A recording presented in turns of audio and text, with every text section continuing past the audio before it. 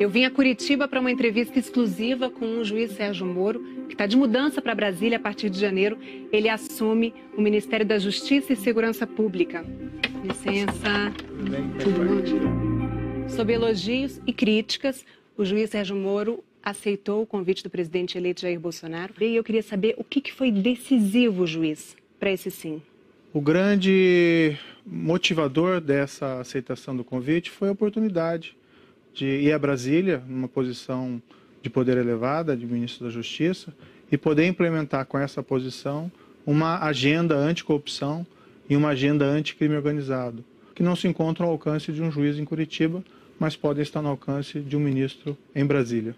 O senhor conversou com familiares ou fez uma reflexão sozinha? Conversei com amigos, com pessoas experientes, conversei também com a minha família. Na verdade, dos amigos, os conselhos foram diferenciados. Alguns me recomendaram que não, outros me recomendaram que sim. Teve algum momento em que o senhor pensou em dizer não? Sim, isso foi tudo muito novo. Uma semana antes do segundo turno, no dia 23 de outubro, eu fui procurado pelo futuro ministro da Economia, o senhor Paulo Guedes, com uma sondagem. Confesso que eu vi essa sondagem e fiquei tentado. Aguardei o encerramento das eleições e tudo foi decidido, na verdade, no dia 1º de novembro. Nesse dia, o juiz foi visitar o presidente eleito Jair Bolsonaro na casa dele, no Rio de Janeiro. Saiu de lá como futuro ministro. O que eu percebia nas pessoas comuns era um certo entusiasmo, um desejo que eu aceitasse esse convite. Então as pessoas me procuram, me cumprimentam. Para mim é um sinal de que há uma grande expectativa e espero corresponder a essa expectativa. O ex-ministro do Supremo, Aires Brito, disse que essa mudança rápida do senhor da Justiça para o Executivo, ela comprometeria a separação e a independência dos poderes Executivo, Legislativo e Judiciário. O que o senhor tem a dizer sobre isso? Tenho um grande respeito pelo ex-ministro Aires Brito. Eu acho que a avaliação dele, nesse caso, está equivocada. Existe essa fantasia, né, de que o ex-presidente Lula, que foi condenado por corrupção e lavagem de dinheiro, teria sido excluído arbitrariamente das eleições por conta do processo criminal. Mas o fato é que ele está condenado e preso porque ele cometeu um crime. Mas a defesa do ex-presidente Lula entrou com um novo pedido de habeas corpus pela liberdade dele e pela anulação da ação penal do caso do Triplex. E o principal argumento é de que houve irremediável perda da imparcialidade. O senhor em algum momento temeu colocar em risco todo o trabalho feito até agora ao aceitar o convite para o Ministério? Veja, essa questão pertence hoje às Cortes de Justiça, não mais a mim. Mas eu proferi a decisão em relação ao ex-presidente Lula em meados de 2017. Né? Então, assim, eu nem conhecia o presidente eleito Jair Bolsonaro. Eu sopesei, né, essas questões, também levei em conta, mas pelo que eu vejo nas pessoas comuns que eu encontro por aí, ninguém tem essa sombra de desconfiança. Na sexta-feira, depois dessa entrevista, o Conselho Nacional de Justiça solicitou que Sérgio Moro preste informações por suposta atividade político-partidária ao aceitar o convite para ser ministro. O juiz terá 15 dias para se manifestar. Eu estou indo para consolidar os avanços da Operação Lava Jato em Brasília. O senhor acha que o momento que a gente vive hoje, politicamente, é resultado desses 4 anos da Lava Jato? Em parte, nas eleições, havia um sentimento muito forte contra um sistema político que, apesar de todas essas revelações de casos de grande corrupção, praticamente nada fez. O atual senhor presidente eleito foi quem talvez melhor foi identificado pela população como alguém que modificaria esse status quo. Qualquer outro candidato que fosse identificado com essa causa anticorrupção teria boas chances, sem prejuízo das outras bandeiras do candidato. Né? O senhor deu uma coletiva essa semana em que enumerou ali, listou uma série de medidas que pretende encaminhar ao Congresso ao longo do governo. O juiz defendeu que condenados por homicídios pelos tribunais do júri cumpram pena imediatamente, sem esperar o julgamento de recursos. Que seja proibida a progressão de pena e a saída temporária de presos que tenham vínculos com organizações criminosas. Que crimes graves demorem mais a prescrever. Que haja uma regulação mais clara para que policiais possam trabalhar disfarçados. Que seja ampliado o banco de dados genético para esclarecer crimes com exames de DNA. Que denunciantes anônimos sejam mais protegidos. Entre as propostas e bandeiras de campanha do presidente eleito está a flexibilização da posse e do porte de armas. O que seria isso na prática, essa flexibilização? As regras atuais são muito restritivas para o posse de arma em casa. Posse é a pessoa ter uma arma dentro de casa, não ela sair por aí passeando com a arma. E é porte, é diferente. Hoje a gente tem uma pessoa com 25 anos que preencha uma série de requisitos, passe por uma série de testes psicotécnico, antecedentes criminais, e se ela comprovar que ela tem uma necessidade de, por algum motivo, de ter uma arma, ela consegue ter uma arma. Em que isso mudaria? Eu acho que isso não pode ser muito além de uma afirmação, de que eu quero ter uma arma em casa, eu estou preparado, eu não tenho antecedentes criminais, eu fiz os testes psicotécnicos, e assim, eu quero ter uma arma para vamos dizer assim, porque eu me sinto mais seguro por isso. Vários estudos mostram que esse armamento não obrigatoriamente reflete numa diminuição da criminalidade. Acho que a questão não é exatamente diminuição ou não da criminalidade. O senhor presidente foi eleito com base nessa proposição e me parece que existe aí um compromisso com seus eleitores. O senhor, como juiz, tem o direito a ter uma arma em casa. Sim. O senhor tem uma arma? Sim. Mas não anda armado? Bem, aí são questões relativas à segurança pessoal, eu prefiro não responder. Mas normalmente não. Tem alguma coisa que tire o sono do senhor hoje? Hoje, olha, eu exerço a profissão de magistrado na área criminal e não raramente me deparei com casos muito difíceis. Isso sempre envolve uma situação de risco. Mas vão ser tomadas as providências necessárias para assegurar a minha proteção policial durante esse período e também das pessoas a mim próximas. A gente teve no ano passado 62 mil homicídios no Brasil. Qual a meta do senhor para daqui 4 anos em relação a esse número? Não tenho condições de me comprometer com um percentual de redução específico, porque veja, isso não é exatamente matemática. O que é importante, no entanto, é iniciar um ciclo virtuoso. Essa semana a gente teve no Rio de Janeiro uma operação no Complexo da Maré em que 5 pessoas foram mortas. Isso é uma coisa recorrente. Onde que o poder público está errando? O Estado realmente tem que ter uma política mais rigorosa em relação a essas organizações criminosas. Segue 3 padrões: investigações sólidas, direcionadas à organização e aos seus líderes, prisão dos líderes, isolamento dos líderes, confisco do produto da atividade criminal e do patrimônio da organização.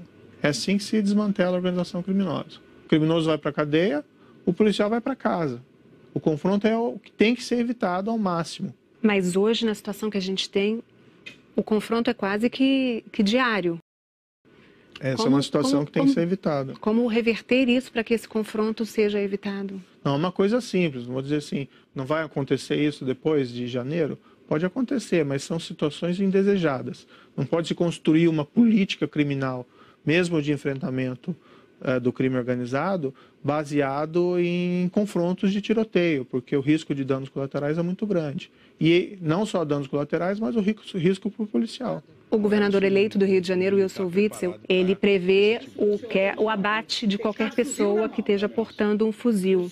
O senhor, como juiz, também vê amparo legal nessa proposta? Não me parece razoável que o policial tenha que esperar o criminoso atirar nele com uma metralhadora ou com um fuzil antes que ele possa tomar qualquer providência, certo? Eu tenho minhas dúvidas se isso já não é acobertado pela legislação, mas nós vamos estudar se é necessário uma reformulação da lei nesse sentido. Eu não tenho condições de agora efetuar uma crítica apropriada, porque eu não sei exatamente o que ele está defendendo. Ele está defendendo, inclusive, a compra de drones que possam ser usados para, por exemplo, se tiver um bandido numa comunidade no Rio de Janeiro com um fuzil na mão, para que se possa atirar. Ele diz que vai defender os policiais juridicamente para que isso seja feito. Aí eu teria que sentar com ele e conversar e entender exatamente qual que é o nível de concreção dessa proposta. Se está numa situação de confronto policial, com risco ao policial de ser alvejado num confronto, eventualmente. Não, a proposta dele vai além, desculpa. Mas assim, eu não sou assessor do governador. Não, é só para eu saber até que ponto. E assim, são declarações que ele deu em entrevistas e tal. Isso tem que ser conversado com mais, como é que se diz, cautela e ponderação para saber em concreto exatamente o que se pretende. Maioridade penal, redução da maioridade penal, o senhor vê como única possibilidade a redução ou, por exemplo, um aumento da pena que hoje é só de 3 anos? Bem, não existe uma posição fechada do governo em relação a isso é uma questão a ser discutida. Existe uma necessidade de proteger o adolescente, é uma pessoa em formação, é inegável, por isso se coloca a maioridade penal em 18 anos. Mas também, eu acho que é razoável essa afirmação, de que mesmo um adolescente entre 16 e 18 anos já tem a compreensão de que é errado matar. Não é isso que resolve o problema criminal. Mas tem que se considerar a justiça individual. Pense lá numa família que um dos membros foi vítima de um homicídio praticado por um adolescente acima de 16 anos. Então, as pessoas querem uma resposta do Estado institucional. E o sistema atual, que prevê sanções muito reduzidas para crimes dessa natureza de gravidade, é insatisfatório. O senhor fez uma defesa enfática das minorias, disse na coletiva que todos terão os direitos garantidos pela lei. O presidente eleito disse que ia botar um ponto final, acabar com qualquer tipo de ativismo. Vamos botar um ponto final em todos os ativismos do Brasil. Muita gente se sente ameaçada. Quais as garantias o senhor pode dar para a comunidade LGBT, para negros, mulheres, de que os direitos não serão retirados, de que essas pessoas não serão atacadas? Eu acompanhei todo o processo eleitoral e eu nunca vi, da parte do senhor presidente eleito, uma proposta de cunho discriminatório em relação a essas minorias. E eu não imagino, de qualquer forma, que essas minorias estejam ameaçadas. O fato da pessoa ser heterossexual, homossexual, branco, negro, asiático, isso é absolutamente indiferente e nada vai mudar. Eu tenho grandes amigos que são homossexuais, algumas das melhores pessoas que eu conheço são homossexuais e não existe nenhuma perspectiva de nada que seja discriminatório a essas minorias. O governo tem que ter uma postura rigorosa contra crimes em geral, mas também em relação a crimes de ódio. Eu não poderia ingressar em qualquer governo se houvesse alguma sombra de suspeita que haveria alguma política dessa espécie. Outra questão de honra para o futuro ministro é o combate à corrupção. Se um ministro vier a se envolver em alguma denúncia de corrupção, ele será afastado. O senhor defende o que nesse caso? Se a denúncia for consistente, sim. Mas qual é o critério jurídico para a gente definir uma denúncia como consistente ou não? Tem que ser avaliado. Eu acho que é uma falácia, muitas vezes, que o senhor viu no passado. Tem que esperar o trânsito em julgado. O que o senhor defende? Se virar réu?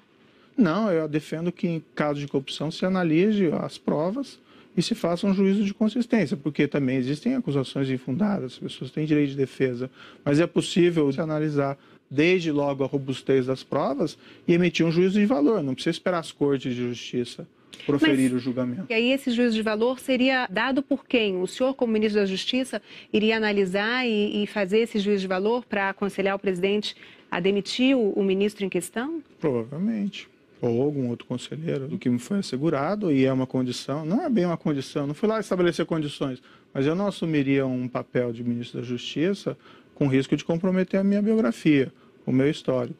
E isso foi objeto de discussão e afirmação do senhor presidente eleito, que ninguém seria protegido, né, se surgissem casos de corrupção dentro do governo.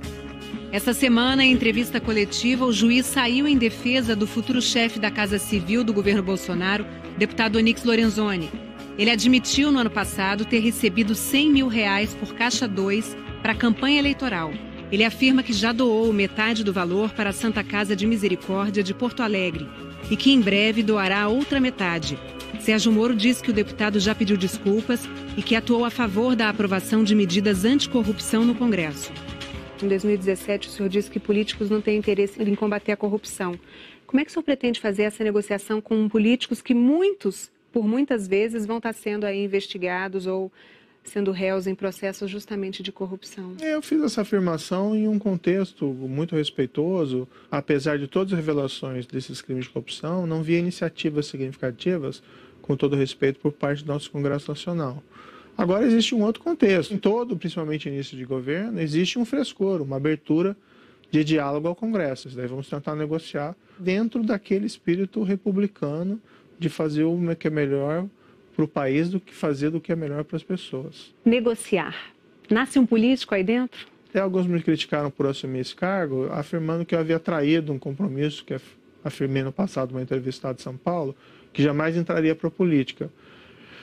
Eu posso estar sendo ingênuo, mas eu estou sendo absolutamente sincero quando afirmo, na minha visão, eu estou assumindo um cargo para exercer uma função predominantemente técnica. Eu não me vejo num palanque ou candidato a qualquer espécie de cargo em eleições. Isso não é a minha natureza. Há 4 anos, se alguém dissesse, o senhor vai ser ministro da Justiça daqui a 4 anos, o senhor concordaria com isso? Não, de forma nenhuma.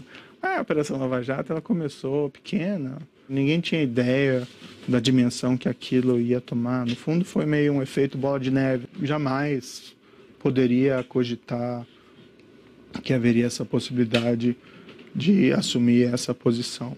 Então, o senhor há de concordar comigo que o senhor também não pode dizer que daqui a 4 anos não será, por exemplo, candidato à presidência da República? Não, eu estou te falando aqui, não vou ser. Eu não sou um político que minto, desculpe, com todo respeito aos políticos, né? Existem bons e maus políticos, mas existem maus políticos que às vezes faltam com a verdade. Eu não estou faltando com a verdade. Mas o senhor, então, é um político do tipo que não mente? Não, eu sou uma pessoa... Na minha perspectiva, eu estou indo assumir um cargo predominantemente. Não, é porque foi o senhor que falou, eu não sou um político que minto. Não sou nenhum político e não minto. Eu acho que a profissão da política é uma das mais nobres que existe. Você receber a confiança da população, do voto. Às vezes essa confiança é traída, mas é uma das mais belas profissões. Não tem qualquer demérito nisso, é só uma questão mesmo de natureza e perfil. O senhor mais de uma vez já falou que vai estar subordinado à palavra final, que é do presidente eleito Jair Bolsonaro. Se chegar numa hora em que vocês divergirem em absoluto?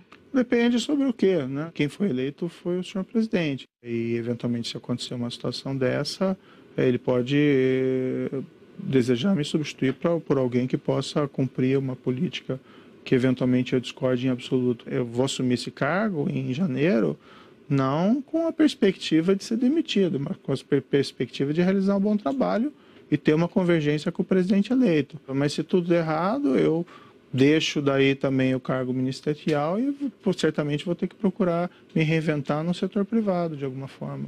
E o Supremo? Às vezes até um pouco indelicado ficar falando em Supremo quando não existem vaga. É uma perspectiva, uma possibilidade que se coloca no futuro. Quando surgir uma vaga, o meu nome pode ser cogitado, assim como o nome de várias outras pessoas. A gente está conversando aqui dentro do seu gabinete da Justiça, mas oficialmente o senhor está de férias. E tem recebido críticas porque já está trabalhando, atuando como futuro ministro. Há quem veja nessa situação, que ela fere o princípio da legalidade e da moralidade. O que o senhor tem a dizer sobre isso? Olha, eu já anunciei publicamente que eu vou pedir a exoneração. O que a Constituição proíbe é que um juiz, certo, assuma uma posição, um cargo no Executivo. Eu não estou assumindo nenhum cargo. Eu estou apenas, assim, colaborando para a formação de um futuro governo. Mas na prática o senhor já não está trabalhando como futuro ministro? Não, eu não estou praticando nenhum ato oficial. E eu tenho recebido, por conta dessas políticas que nós queremos implementar lá em Brasília, diversas ameaças. Vamos supor que daqui a alguns dias eu peço a exoneração, daqui a alguns dias acontece alguma coisa comigo, um atentado. Eu, tudo bem, morro lá, faz parte da profissão, não gostaria, né, evidentemente. Mas a minha família fica desamparada. Né? Fica sem qualquer, por exemplo, pensão. O que eu espero é passar esse período em férias, a meu ver não estou fazendo nada de errado, e em seguida eu assumo. Está de malas prontas para Brasília? É um período literalmente de transição, então se fica lá, se fica aqui, tem que planejar bastante, né? Já ir definindo as pessoas e políticas a serem adotadas, então esse vai ser um período de intenso deslocamento. O senhor tem aqui nesse gabinete, onde o senhor passou os últimos 4 anos trabalhando na Operação Lava Jato, livros, presentes, vai levar tudo isso para Brasília? Boa pergunta, ainda não decidi, mas vai ser de fato um problema e certamente eu vou sentir muita saudade desse ambiente. Obrigada, Até mais, sucesso. Hein?